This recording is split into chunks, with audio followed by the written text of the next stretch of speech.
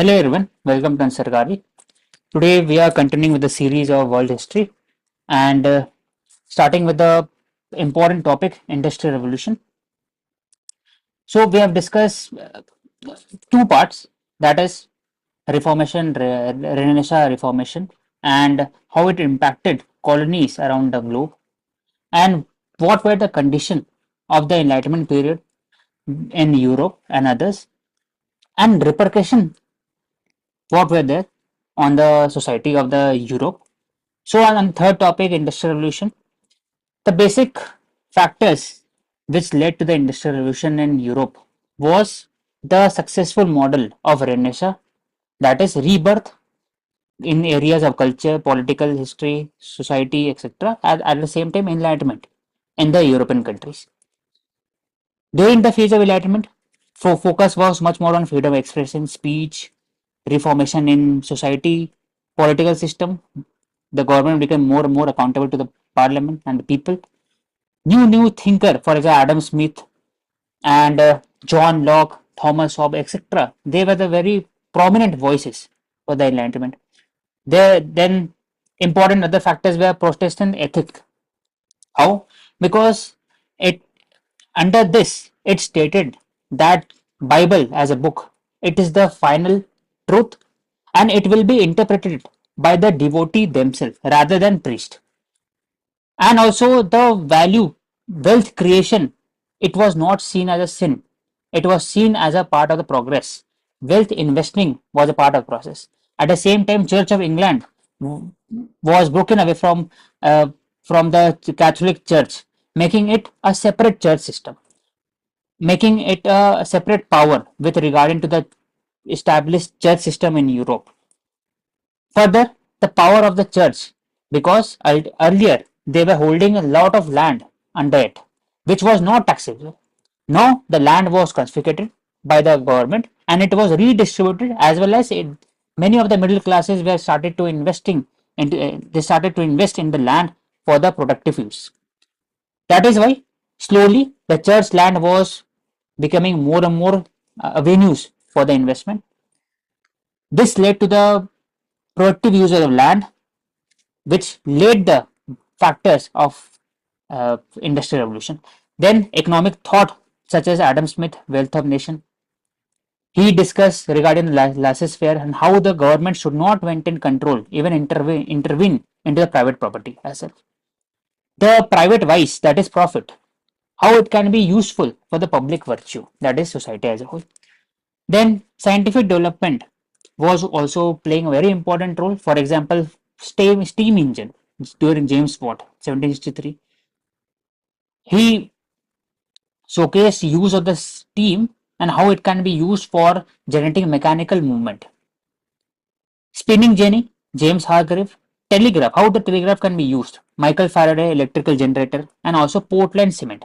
All these things are very, very important for the creation of the urbanization during that time, because with the use of steam engine, focus was on transportation, logistic cost reduced, mechanical parts, the coal and iron would be transported in a very cheaper, affordable rate, and slowly the second order effect of the overall industrialization would be seen in the consumer goods as well. For example, daily life uses for a clock, table, machine tools, knives, etc. Small consumer goods. Further, we have seen that how the Protestant ethics and Protestantism were curbed, or even they were persecuted by the Catholics in Spain and other specific region during the age of Counter Reformation. So English dissenter as well as many of the Protestant fled to the new colonies like England, like US, etc., where they adopted the free age spirit of the uh, American sense of capitalist system. That is why we discuss God, glory, gold that time. और एक जो free land, इस land of the एक free, वो हाँ बोलो। ये जो प्रोटेस्टेंट एथिक्स वाला पॉइंट है, इसमें church of England broke away from Catholic church, तो एक ये तो रिलीजियस वाला एंगल आ गया ना, इसने कैसे पॉजिटिव रोल प्ले किया? हाँ, तो Catholic church maintained control through the use of church in other countries. For example England, France, Germany, सब जगह में जैसे ही रेवोल्यूशन होता है with regard to religious reform, तो हर एक कंट्री के अंदर दे वर टॉकिंग अबाउट कि जो चर्च है उनका जो लॉयल्टी किसके साथ है, उस जगह के राजा किंग या फिर चर्च ऑफ जो कैथोलिक चर्च से कहा रोम से।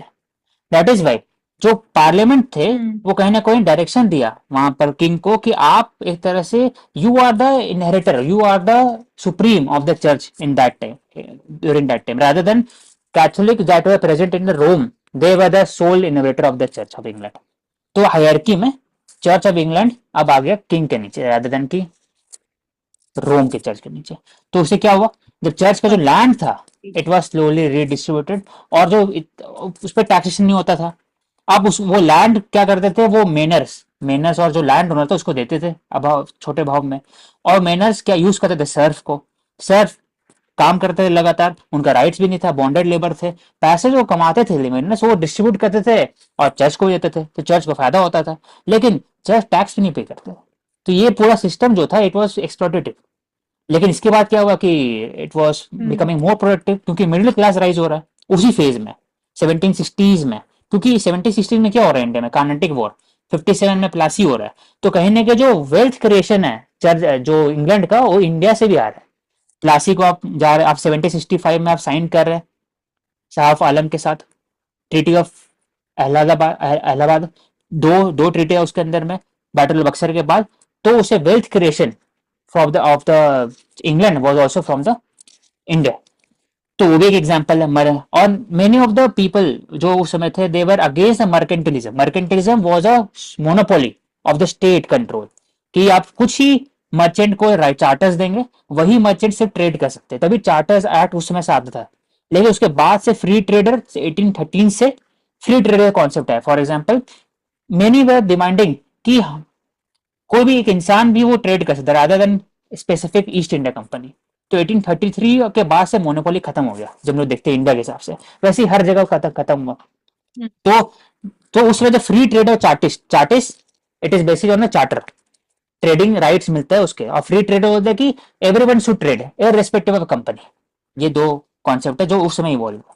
तो ये जो बेसिक चीज है ना, ये चीज फैक्टर था जो इंपॉर्टेंट रोल प्ले किया with regard to the industrialization. क्यों इंडस्ट्रियलाइजेशन के लिए थिंकिंग चाहिए, साइंटिफिक स्पिरिट चाहिए, वो भी आ रहा है।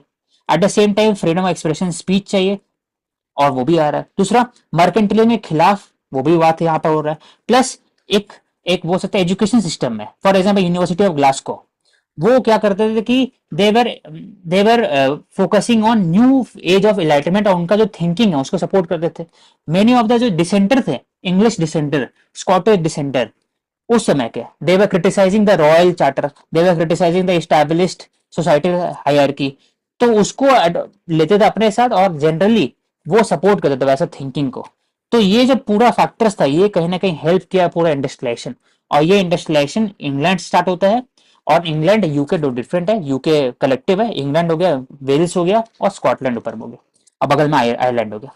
तो first it occur in England after 1760s, और 1760 में देखो इतना सारा जो इनोवेशन हुआ है, तो वो धीरे धीरे इंग्लैंड में फुली डेवलप हुआ। और 1830s तक जब ये पूरा हो जाता है, साइड बाय साइड चल रहा है, इनोवेशन चलते आ रहा है, इन्वेस्टमेंट हो रहा है, R&D बढ़ते जा रहा है, इनोवेशन होते आ रहा है, तो बाकी जगह भी जा रहा है, यूएस में जा रहा है, जर्मनी में जा रहा है, जर्मनी इंटीग्रेट होता है 1870s तक, इटली इंटीग्रेट होता है, उस वहां पर जाता है, जापानीज मीजी रेस्टोरेशन होता है 1848 के बाद से, वहां फिर जाता है, और रशियन रेवोल्यूशन जो होता है 1917 उसके बाद और अच्छे से होता है। और चाइना इंडिया में कब आता है, जब चाइना गॉट इंडिपेंडेंस 1949 में, जब कम्युनिस्ट रेवोल्यूशन होता है, और इंडिया में 47 के बाद से यहाँ पर इंडस्ट्रियल रेवोल्यूशन आता है। तो वही फेज, तो जिस समय इंडिया में फर्स्ट वेव आ रहा था उस समय ऑलरेडी आ चुका था डेवलप कंट्री के अंदर में। तो हम लोग का फर्स्ट वेव लेट से है, हर एक कंट्री डिपेंड करता है, तो एक भी एग्जैक्ट। तो why England was only ripe for industrial revolution, question उठता है, क्योंकि बाकी जगह कंट्रीज नहीं, क्योंकि पहला होता है जोग्राफिकल फैक्टर है कि इंग्लैंड अलग से जगह है, और it is surrounded by the ocean. तो कहीं ना कहीं उनका जो कॉन्टिनेंटल इंटरवेंशन होता है, ऑस्ट्रियन वॉर ऑफ सेक्शन हो गया, जर्मन प्रूशियन कंट्रीज, इटालियन, वहां पर इंटरफेरेंस कम है इंग्लैंड के अंदर में। That is why Royal Navy ताकतवर भी थी। तो generally England is a navy superior base country, तो इसलिए जोग्राफिकल लोकेशन से देखा जाए तो इंग्लैंड को फायदा हुआ। दूसरा not too much again engage in continental war, they were having capital from colonies, better Plassey Buxar में, वहां से पैसा उठाया, वहां से एक्सप्लॉइट किया रिन्यूएबल। इसलिए देखा जा रहा है कि जहां पर जैसे इंडस्ट्रियल रेवोल्यूशन हो रहा है उसी समय इंडिया में परमानेंट सेटलमेंट आता है 1790s में, और उसके बाद रायतवाड़ी आता है।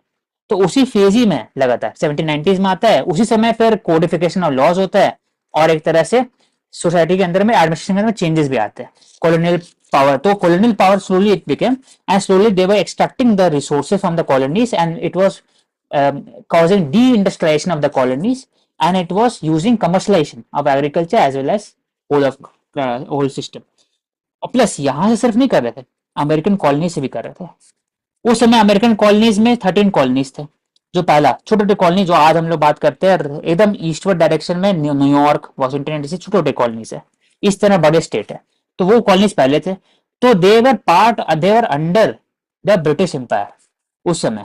लेकिन वहां पर कॉलोनीज के अंदर में क्या था कि देवर हैविंग अ ऑटोनॉमी, हर एक कॉलोनीज एक तरह से ऑटोनोमस सिस्टम से काम करते थे, उनका अपना टैक्सेशन था, अपना कस्टम था, लॉज रेगुलेशन था, लेकिन they were spending the money, they were giving the tax to the British colonies, British empire.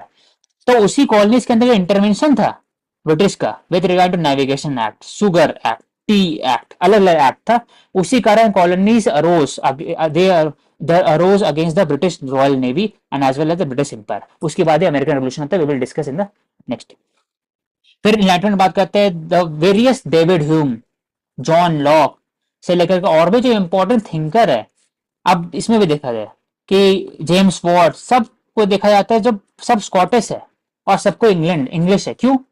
क्योंकि वहीं पर इनलाइटमेंट हो सकता है जहां पर सोशल रिफॉर्म आए, सोचने का फ्रीडम चाहिए ना, फ्रीडम एक्सप्रेशन चाहिए, स्पीच चाहिए। एट द सेम टाइम जो गवर्नमेंट इंटरवीन नहीं कर रहे उसे के लिए parliament should have control over the government. तो जहां पर आएगा सबसे पहले वहीं पर लोग फ्री थिंकिंग स्पिरिट में जाएंगे, तो इसलिए वहीं पर आता है। साइंटिफिक रेवोल्यूशन वहीं पर आता है पहला, तो सब चीज स्पिनिंग जेनी हो गया, बाकी सब चीज वहीं पर आता है। फिर स्लोली वहां पर पॉलिटिकल सोशल फैक्टर था, we have discuss, there was rise of middle class and glorious revolution होता है 1688 के बाद से। तो एग्रीकल्चर रिफॉर्म आता है, अलग अलग रिफॉर्म, सोसाइटी के अंदर रिफॉर्म आता है। क्या आता है सोसाइटी के अंदर में? फर्स्ट कि पेजेंट को एक तरह से मौका मिलता है कि आप वर्कर बने, और सोसाइटी के अंदर रेवोल्यूशन होता है, फीवल होता है। At the same time agriculture reform के अंदर में बोल सकते हैं कि जो इंक्लोजर मूवमेंट था, फॉर एग्जाम्पल ग्लोरियस रिवोल्यूशन के बाद peasant demanding more and more rights, तो जो बिग मैनर थे, प्राइवेट सेक्टर थे, वो फिर क्या कर रहे थे, वेस्टलैंड, बड़े बड़े वेस्टलैंड थे जिसको कोई यूज नहीं कर रहा था, उसको फिर चेंज कर दे, उसको भी इन्वेस्ट करके चेंज किया, वहां पर इंडस्ट्री क्रिएट करना स्टार्ट कर दिया। उससे क्या होगा, वेस्टलैंड वो आल्सो बीइंग यूज्ड, और जो पेजेंट थे जिनको नौकरी नहीं मिल रहा था वो भी जॉब कर सकते थे, इसको इंक्लूजर मूवमेंट बोलते हैं। तो प्राइवेट वे using the investment in that thing, तो वो एक एग्रीकल्चर रिफॉर्म आ गया। Middle class was slowly increasing control, free trader, chartist, they were demanding more and more reform in the society, और slowly the king became accountable to the parliament, जो हम लोग देखते हैं ग्लोरियस रिवोल्यूशन के बाद। देन प्रोटेस्टेंटिज्म वहां पर भी आता है कि they have the thinking of justification of faith and by the book clergy, और उनका जो रूल्स एंड रेगुलेशन जरूरी नहीं कि फॉलो करने से वो असली क्रिश्चियन है। He can be a true Christian if he follows the word of the God and Bible, and interpretation खुद का होना चाहिए। प्लस जो सिन है, बोला जाता है कि ओरिजिनल सिन, उसको भी आप रिडीम कर सकते हो बाय द वर्क एथिक्स, इसलिए प्रोटेस्टेंटिज्म बोलते हैं। Then all this thinking, all this revolution was first starting in the textile area. Textile क्यों? क्योंकि उस समय इंडिया जो एक्सपोर्ट कर रहा है टेक्सटाइल मोस्टली, तो basically it was replacing the local textile in Europe countries, Europe और even England.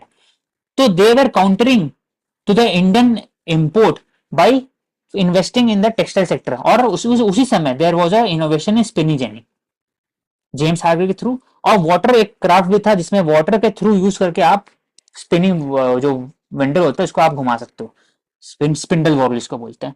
It becomes very easier to weave and to process the cotton, तो कॉटन यार्न। तो स्पिनिंग जेनी वहां से हुआ, और फिर टेक्सटाइल इंडस्ट्री बैठा, इन्वेस्टमेंट भी आया, जॉइंट स्टॉक कंपनी बना, टेक्सटाइल रेवोल्यूशन आया। रेवोल्यूशन ऐसे ही आता है तो प्रॉब्लम क्या होता है, there is again issue society के अंदर में। मेनी ऑफ द हैंडीक्राफ्ट, जो पुराने हैंडीक्राफ्ट थे, they were facing challenges in the new age industrial goods. And second, textile revolution से फायदा क्या हुआ कि जो कपड़े जो आम ब्रिटिशर पहन नहीं सकते थे, और जो डाई आम रटे से पहन यूज नहीं कर सकते थे, और आज भी यूज कर सकते थे।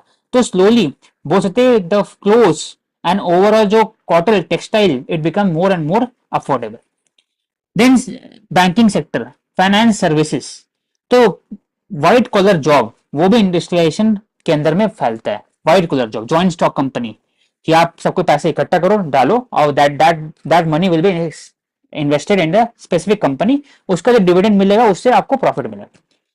Further better ecosystem, navigable roads था, कैनल्स था, रोडवेज था, और एक क्लोज लूप सिस्टम था जो यूरोप इंग्लैंड के अंदर था। तभी ओवरऑल कॉलोनीज का हो गया, कैपिटल हो गया, साइंटिफिक रिवोल्यूशन हो गया, पॉलिटिकल सोशल फैक्टर हो गया, agriculture reform, Protestantism, textile revolution, financial capital, better ecosystem, all these factor played a very important role in industrial revolution in England.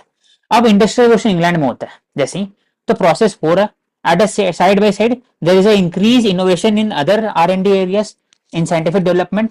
James Watt steam engine में आ रहे हैं कहीं ना कहीं, नीचे में फॉर दिखाता है स्टीम लोकोमोटिव आता है, ये स्टीम लोकोमोटिव है, ये टेलीग्राफ हो गया, ये आईसी इंजन हो गया, पहला आईसी इंजन, इलेक्ट्रिक टेलीग्राफ हो गया, ये ऐसा दिखता है उस समय की। तो फैक्ट्री प्रोडक्शन वो बढ़ा है एक तरह से, तो बोल सकते हैं कि सेकेंड आयर, वहां से जो इन्वेस्टमेंट बढ़ा।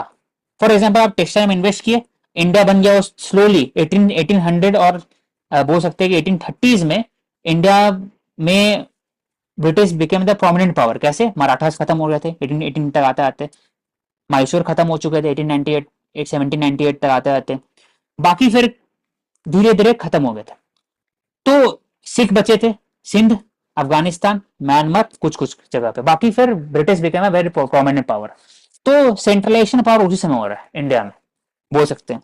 तभी डॉक्टर ऑन लाइफ उस समय आता है, और बाकी फिर इंडिया में भी टेलीग्राफ इन्वेस्टमेंट होता है, इंडिया में भी कोल स्टील और एज वेल एज बोल सकते हैं with regarding to steam engine India में इंक्लूड होता है। रेलवे स्टाइल होता है 1853 के आसपास में, बॉम्बे था 1854।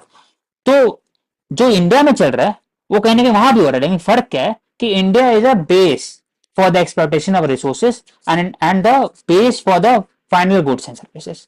लेकिन इंग्लैंड जो था पैटर्न था, तो जो प्रॉफिट मिल रहा है इंडिया से, और जो इंग्लैंड को प्रॉफिट मिल रहा है from the textile industry, they were again invested into the second order companies, जिसमें आयरन और कोल आता है prominent.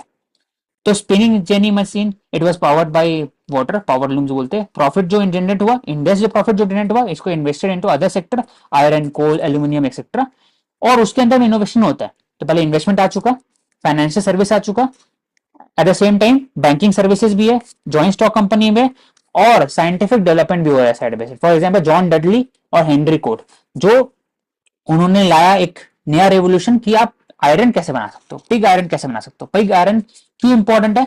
It is a feed stock for the steel making, और स्टील आने वाले समय में कार्बनाइज आयरन जिसको बोलते हैं, स्टील बोलते हैं, steel is being it is revolutionary, it is revolutionary. क्यों? हर एक जगह यूज कर सकते हैं, रेल रोड हो गया, फिर आर्मामेंट हो गया, रेलवेज हो गया, छोटे छोटे कंज्यूमर प्रोडक्ट में हो गया, वायरिंग हो गया, हर जगह स्टील को यूज कर सकते हैं, हर जगह आयरन को यूज कर सकते हैं। दैट इज वाई जो उनका आयरन कैसे बनाते हैं उसमें रेवोल्यूशन है।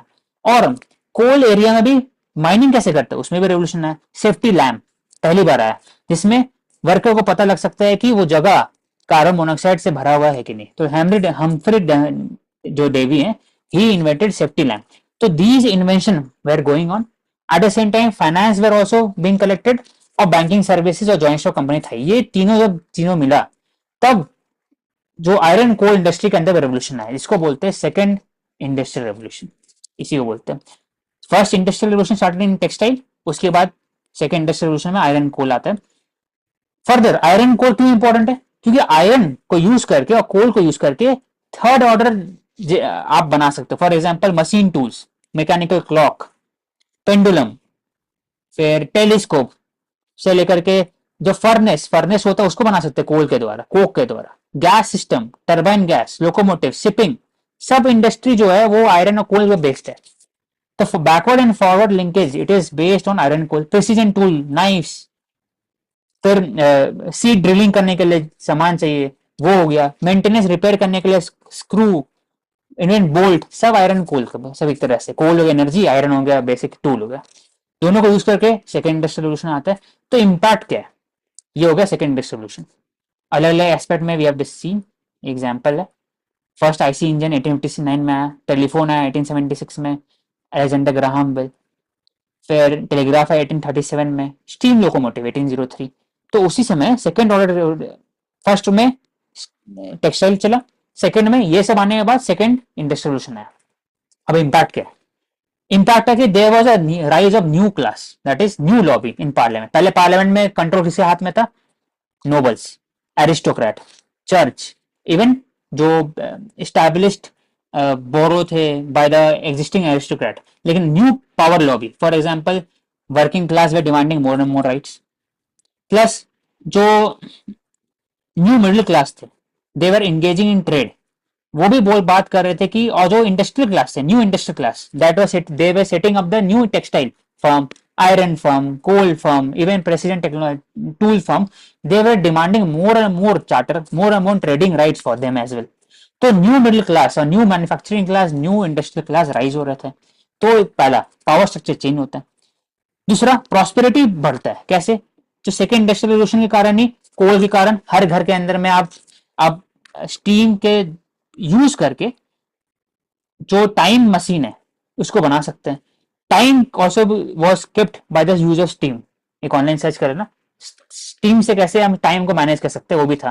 पैरिस फॉर एग्जांपल फेमस था। दूसरा कि स्टीम इंजन से you can store lot of energy, और it can use harness energy for locomotive and और ट्रांसपोर्टेशन। कंज्यूमर गुड्स बना सकते हैं, टीन का डब्बा, ताकि उसके अंदर सॉल्ट रख करके लॉन्ग टर्म प्रिजर्व करने के लिए, फिश हो गया, बाकी सब। तो हर एक चीज जो था वो कहीं ना कहीं इंडस्ट्रियल रेवोल्यूशन लाया। और मैकेनाइज पक्का रोड, सीमेंट चाहिए उसे के लिए, फिर उसमें आपको कोयला चाहिए, कोल चाहिए एसफल्ट को गर्म करने के लिए, तो कोल हो गया। और कहीं ना कहीं बोल सकते पाउडर, और सब चीज को एक तरह यूज कर सकते हैं। एग्रीकल्चर रेवोल्यूशन आया जिसमें grafting, mechanized irrigation, mechanized through use of graft, wheels, wheels कैसे बनेगा, स्टील से बनेगा, सील ड्रिल्स का स्टील से बनेगा। तो हर चीज जो बोल सकते हैं it was having the base of iron and coal. उसके बाद फिर इम्पैक्ट कहाँ कहाँ आती है, प्रॉस्पेरिटी आ गया, Newton immerse Manchester, it became the important textile industry. और जब न्यूटॉन इमर्स होता है तो प्लानिंग ढंग का नहीं होता है, जब प्लानिंग नहीं होता है तो there is a rise of slums, many of the workman quarters were created, जिसमें जो अब इसमें it was a very bad condition for the workers to live in. जो हम लोग बात करते हैं क्वार्टर, जो आज हम लोग बात करते हैं अपार्टमेंट, उसका स्टार्टिंग इंडस्ट्रियल रेवोल्यूशन से हुआ था। कि कोई भी अपार्टमेंट और क्वार्टर में रहता नहीं था पहले, अपार्टमेंट और quarter was made only for the worker. क्यों, एक के ऊपर रहेंगे, और ताकि कम जगह पर ज्यादा लोग रह सकते हैं, और एक कॉमन टॉयलेट होगा सबको यूज कर सकते हैं। तो हाइजीन नहीं था, पब्लिक सैनिटेशन ढंग से नहीं था, पुअर वर्किंग कंडीशन था, housing had no regulatory system, 14 hour कितना भी दिन काम करा लो, छह दिन काम करो, पूरा वेकेशन भी नहीं है, विमेन से भी काम करो, चाइल्ड से भी काम करो। एक की वर्ड है फैक्ट्री गर्ल्स, कि विमेन चाइल्ड हमेशा काम कराया जाता था, विमेन का वेजेस मेन का वेजेस से कम था।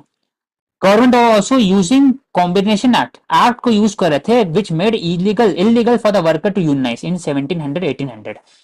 तो ये बैकड्रॉप है। तो ये सोचना है कि कैसा फील कर रहे होंगे उस समय वर्कर, कि उससे यूनाइज भी नहीं कर सकते, डिमांड भी नहीं कर सकते, और कॉम्बिनेशन एक्ट बना दिया अलग से।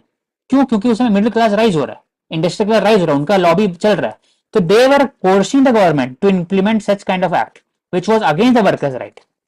Further government also used poor houses under ऐसे आवास योजना, लेकिन आवास योजना खराब। क्यों, क्योंकि उस समय poor houses were constructed near the factory, ताकि वहां पर वर्कर दूर नहीं जाए और छुट्टी नहीं ले, सामने जाके बगल में रहे और उस रात में उतर के फिर काम करे। तो लगातार under the poor law crowded dirty apartment way created. तो बोल सकते हैं कि जो कंडीशन ऑफ वर्कर थे it was very bad, very exploited. Eight the same time middle class rise कर रहे थे।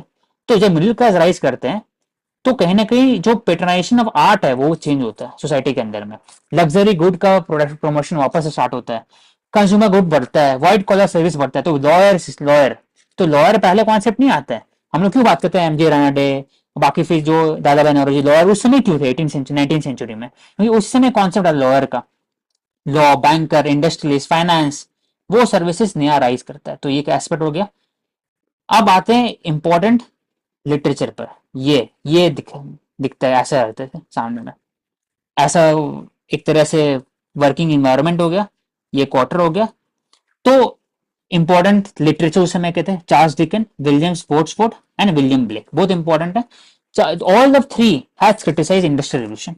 ये है, he has shown in Oliver Twist कि how the industrial revolution has created a hard time for the working classes. और वो इतना graphic image दिखाएं कि हाथ काटा जाता था अगर आप काम नहीं किए तो, आपको एक तरह से मार्किंग किया जाता था, जो होता है ना ब्रांडिंग करने के लिए, ये वर्कर आप उसी फैक्ट्री के। तो एक तरह से देखा स्लेव, एक तरह से ऐसा सिस्टम था।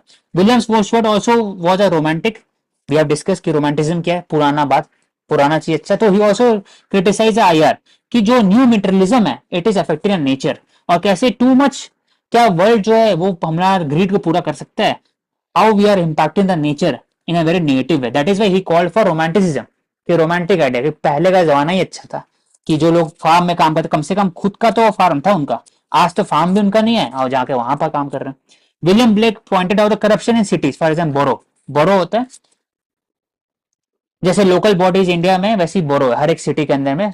जैसे पुणे है तो पुणे के अंदर अलग अलग बोरो हो गया, ब्लॉक एरिया हो गया, जहां पर इलेक्टेड जो नोबल्स थे वो जाते थे। लेकिन प्रॉब्लम क्या था कि जो एग्जिस्टिंग बोरो थे उनका डिमांड कम हो गया, क्योंकि नया इंडस्ट्री क्रिएट हो रहा था, मैनचेस्टर हो गया, लंदन, न्यू लंदन हो गया, एक्सेट्रा। तो एग्जिस्टिंग जो बोरो थे उसमें करप्शन ज्यादा था, पॉपुलेशन कम है, करप्शन ज्यादा है, और उनके हिसाब से लॉज मेकिंग हो रहा था। तो he pointed out corruption in the very system. तो तीनों बहुत इंपॉर्टेंट इंडस्ट्रियल रेवोल्यूशन में बोल सकते हैं कि क्रिटिक है और लिटरेचर के सोर्सेज हैं। तो अब है कि अब ये बैकड्रॉप है, इसको लेके चलते हैं। रेवोल्यूशन क्रिएट हो रहा है, सोसाइटी के अंदर चेंजेस आ रहा है, वर्किंग राइट्स, तो वर्किंग का अगर सोचेंगे माइंडसेट में कि क्या होगा, उनको कितना गुस्सा आ रहा होगा, तो उसी समय बोल सकते हैं कि फ्रेंच सोशलिज्म सोशलिज्म का कॉन्सेप्ट स्टार्ट होता है वही 1780 से, जिसमें बॉबफ, फ्रांसिस बॉबफ, प्रूडॉन से 1830 में, रॉबर्ट ओवेन, फेबियन सोशलिस्ट हो गया, गिल्ड सोशलिज्म हो गया, इवन मार्क्सिज्म। तो मार्क्सिज्म इज सब पार्ट ऑफ सोशलिज्म, वो इवॉल्व होते हैं, जो we will discuss in the next section. तो इसमें तीनों ideology, for example socialism, Marxism और इवन इवन इवन रोमांटिसिज्म, इनको अफेक्ट करते हैं इंडस्ट्रियलाइजेशन। कैसे सोशलिज्म इंपैक्ट करते हैं कि socialism talks about redistribution of wealth as well as state centric system for investment of the goods and services, as well as it should control the overall working of the industries. Socialism हो गया। Marxism बात करते हैं कि stateless society, proletariat का revolution होना चाहिए, communism आना चाहिए। रोमांटिसिज्म बात करते हैं कि पुराने जमाने अच्छा था, कि ओल्ड वाज गुड। एरिस्टोटिक सिस्टम के अंदर में वर्किंग के पास वर्किंग राइट्स नहीं था, लेकिन पेजेंट के पास कुछ अधिकार था, जो आज वर्किंग राइट्स भी नहीं है, उनका जमीन भी नहीं है, जगह रहने का नहीं है, क्वार्टर में रह रहे हैं। तो वो कहीं ना कहीं वो क्रिटिसाइज करते थे, रोमांटिसिज्म हो गया। देन इंपॉर्टेंट फैक्टर कि अब इंडिया से जोड़ना है और अलग कॉलोनीज जोड़ना है, कि how the colonies way exploited.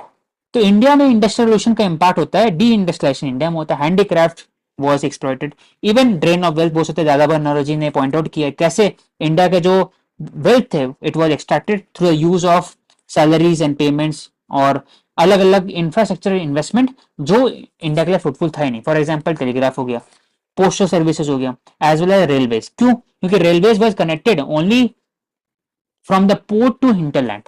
Hinterland को क्रिएट नहीं किया ताकि फिनिश गुड यहाँ बेचा जाए और यहाँ से रॉ मटेरियल को यूज किया जाए। Eight the same time 5% interest rate पर उनको प्रॉफिट मिलना था, डिविडेंड मिलना था उन लोग को, banking stock, joint stock companies को। Big big industrial power houses as well banking finance वो इन्वेस्ट कर रहे थे इंडिया में। प्लस माइनिंग सेक्टर इंडिया में उनको दिया गया था, कॉटन हो गया। और इंडस्ट्रियलाइजेशन के कारण बोल सकते हैं कि टेक्सटाइल बढ़ता है, तो demand for the cotton increases. तो डिमांड जब बढ़ता है, तो जब अमेरिकन रेवोल्यूशन होता है, सिविल वॉर होता है 1865 में, तो इंडिया में डेक्कन राइट्स होता है, क्योंकि डिमांड। तो कहीं ना कहीं बोल सकते हैं कमर्शलाइजेशन ऑफ कैश क्रॉप और आल्सो पुट। फिर कमर्शलाइजेशन और revenue collection, for example permanent settlement, कैसे रेवेन्यू कलेक्ट करें। जमींदारी सिस्टम आया 1793 में अंडर द लॉर्ड कॉर्नवालिस। उसके बाद रैयतवारी आता है, और अच्छे से कैसे करें, तो मद्रास में रैयतवारी आता है कि डायरेक्टली पेजेंट से उठा लो पैसा, रेवेन्यू। फिर महलवारी आता है इन पंजाब एंड हरियाणा रीजन और नॉर्थ वेस्टर्न रीजन की महल, फॉर एग्जाम्पल विलेज के जो हेड है उससे उठाओ पैसा। तो पूरा जो फोकस रहता है ब्रिटिश का वो रहता है कैसे एक्सप्लॉइट करे, कैसे यहाँ से रिसोर्स को कलेक्ट करे और अपने जगह में इन्वेस्ट करे। तो यही इसी फैक्टर बहुत इंपॉर्टेंट रोल प्ले था, ताकि इंग्लैंड में ही रेवोल्यूशन आया, इंडस्ट्रियल रेवोल्यूशन। इसलिए फ्रांस में नहीं आया, स्पेन में नहीं, बाकी जगह इंग्लैंड में आया। दूसरा, MG Ranade have compared the history, economic history of India and England. उन्होंने बताया कि इंडिया में जो एक लैंड का कॉन्सेप्ट है, कास्ट का है, वो बहुत डेट्रीमेंटल है। लैंड से जो प्यार है वो डिफरेंट है एज कम्पेयर टू ब्रिटिशर से, इसलिए वहां पर आराम से आप लैंड एक्वायर भी कर सकते हो और इन्वेस्ट भी कर सकते हो। इंडिया में दिक्कत है, लेकिन एट द सेम टाइम वहां पर जो कॉन्सेप्ट है एक one dimensional thinking with regarding to mechanise man, की जो वर्किंग क्लास है it is becoming a more mechanise class. उनको सुबह उठना है, काम करना है, सोना है, मैकेनाइज क्लास है। इंडिया में डिफरेंट है, that is why he compare. Karl Marx बात करते हैं कैसे कैपिटल फ्लो होता है, वो कहीं ना कहीं बहुत स्क्यूड है। उनको वो क्रिटिसाइज करते हैं ब्रिटिशर को कि britisher is exploiting the colonies, लेकिन कॉलोनीज उसे आम ब्रिटिशर को फायदा नहीं हो रहा। ये आम ब्रिटिशर है, ये आम ब्रिटिशर ही है। तो इसका मतलब क्या दिख रहा है कि जो वर्किंग क्लास है ब्रिटिशर की, उनको फायदा नहीं है इंडस्ट्रियल रेवोल्यूशन से, उनका एक्सप्लॉइटेशन हो रहा है। किसको फायदा हो रहा है? Aristocrat class, banking class, industrial class, commercial class, even noble हो गया, किंग हो गया, और बाकी चर्चों। तो ये इनको फायदा ज्यादा है। That is why he taught about revolution, communist revolution, dark capital के अंदर में proletariat of the world unite against the operation. तो ऐसे स्टार्ट करते हैं।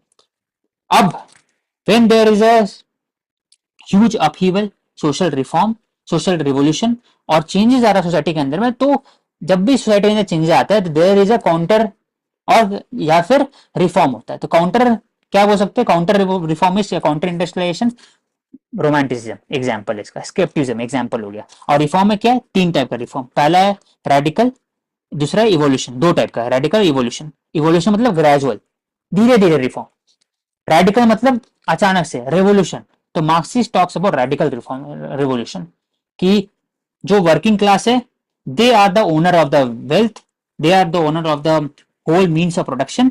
तो जो लैंड, लेबर और मशीन है वो उनके पास होना चाहिए, क्योंकि लेबर इज द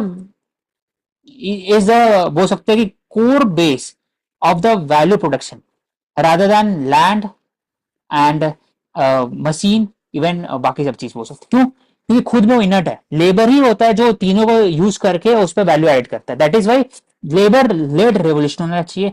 प्रोलेटेरिएट का रेवोल्यूशन होता है अगेंस्ट द बोर्जुआ क्लासेस।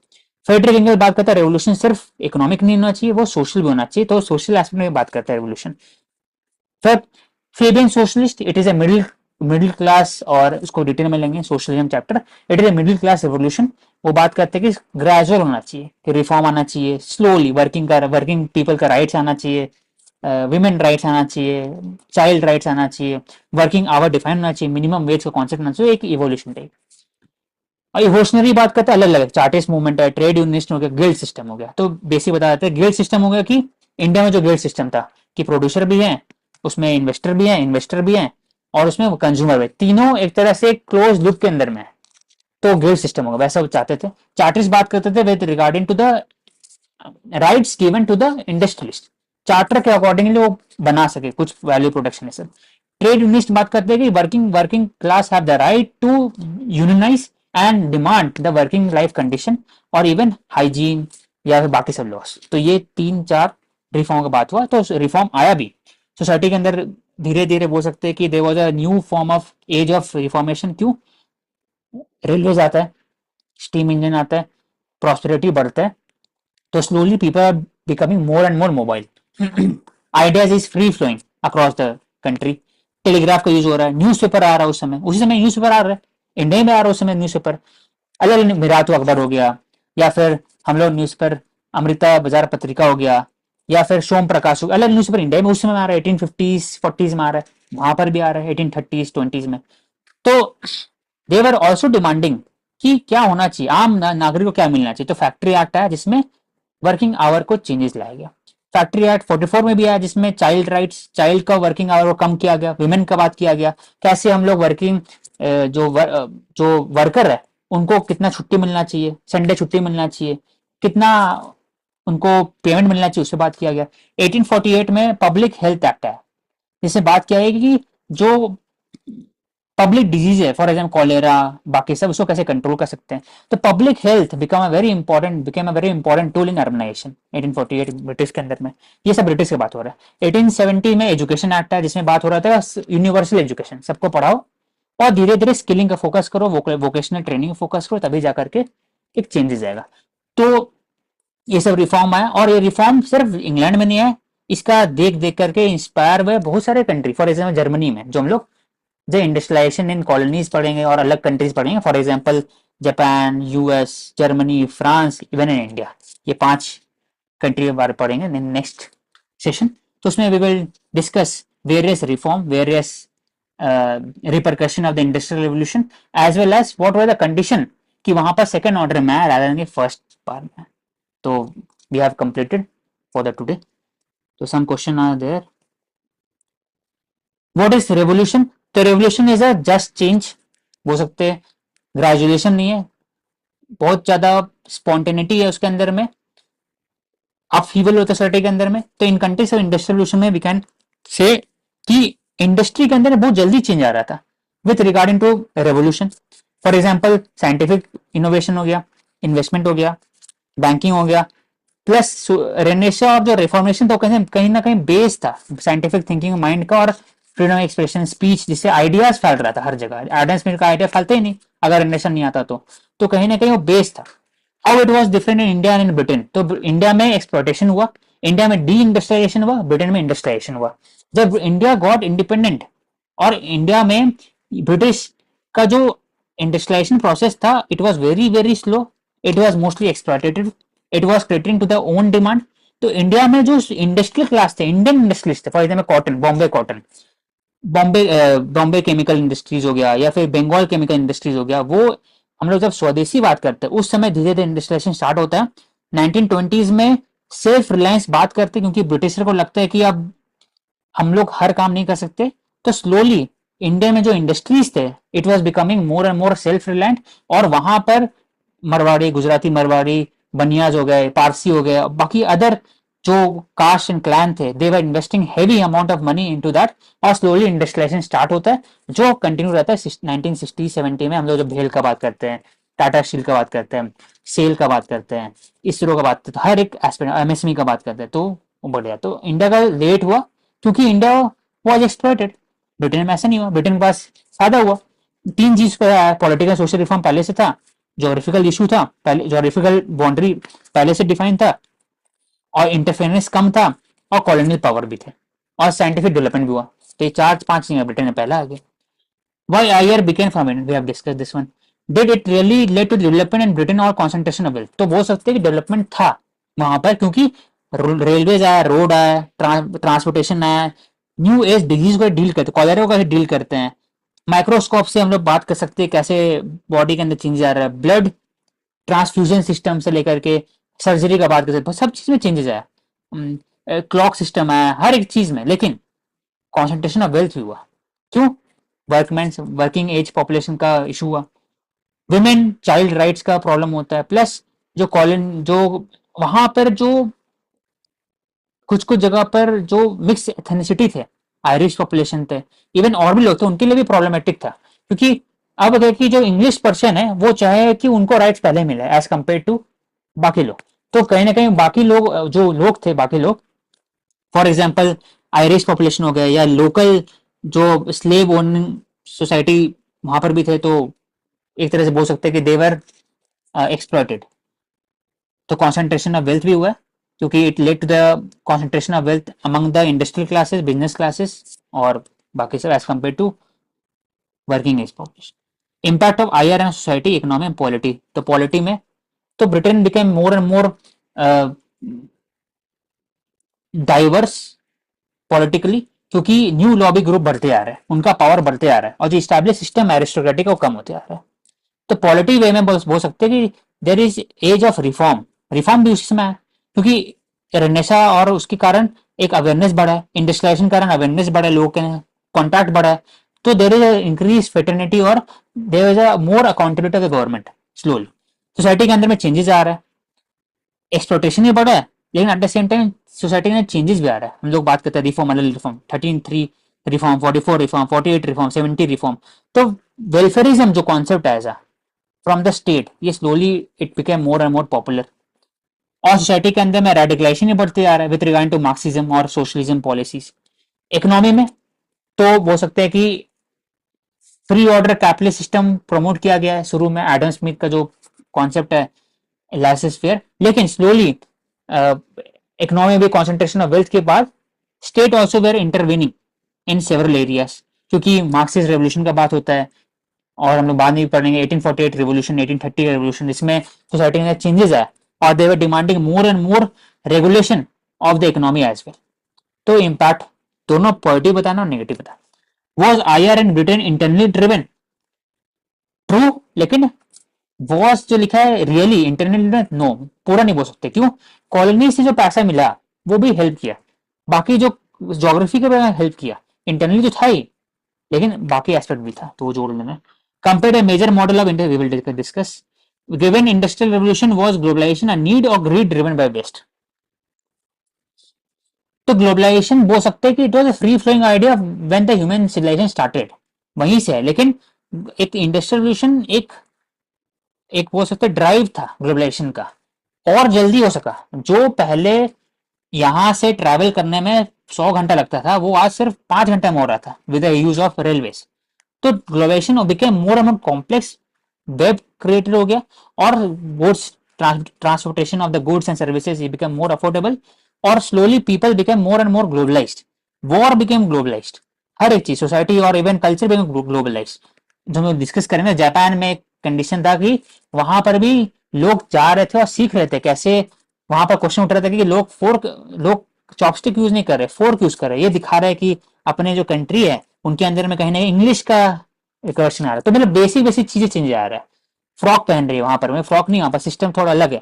मतलब कैसे बोले, जापानी से अगर कपड़ा देखोगे तो डिफरेंट होता है विमेन का, लेकिन वहां जो जो ब्रिटेन का है वो थोड़ा सा डिफरेंट टाइप है, तो वैसे पहनना स्टार्ट कर दी थी। तो culture was globalise, language was globalise. India का एग्जाम्पल है लैंग्वेज, इंग्लिश लैंग्वेज हो गया, तो बोल सकते हैं।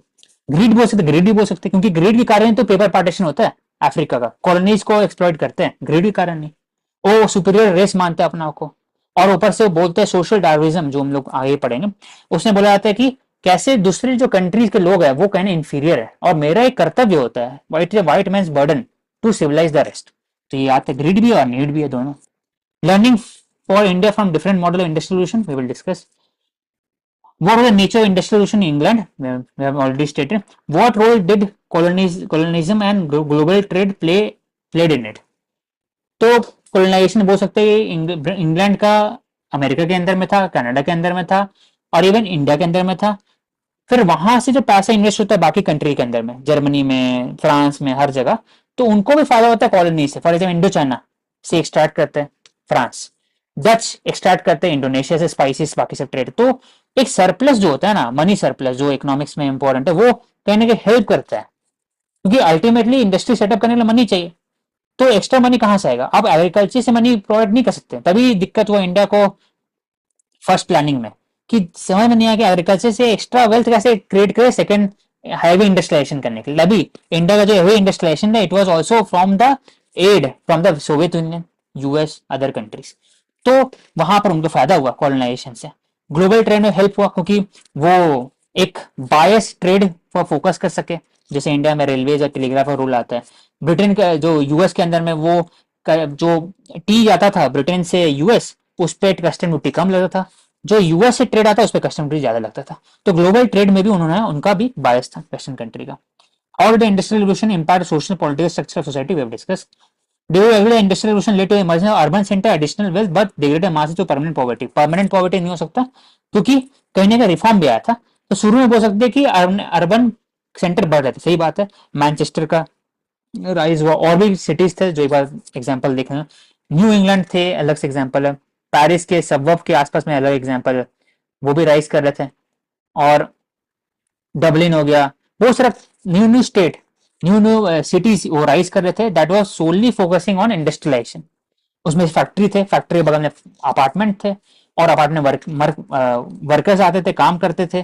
तो उसी का अराउंड अर्बनाइजेशन स्टार्ट हुआ। तो जब स्टार्ट होता है, स्लम बढ़ता है, मासेस का पॉवर्टी भी बढ़ा कहीं ना कहीं, लेकिन स्लोली रिफॉर्म भी आया, और जो इक्विटेबल डिस्ट्रीब्यूशन ऑफ वेल्थ है वो भी धीरे धीरे आया, लेकिन कॉन्सेंट्रेशन ऑफ वेल्थ हमेशा से रहा और आज भी वेल्थ का कॉन्सेंट्रेशन भी है. So we can say. Any question Mansi और वरुण? नहीं, no more questions also. Thank you, everyone. We will take up next set of important topics such as how industrialization played a very important role in producing second order of industrialization. For example, in Germany, in England, in France, in US, in Japan, in Russia, in India. We will discuss that in detail. And next one, we will discuss socialism and Marx. So, thank you, everyone. And do subscribe to Answer.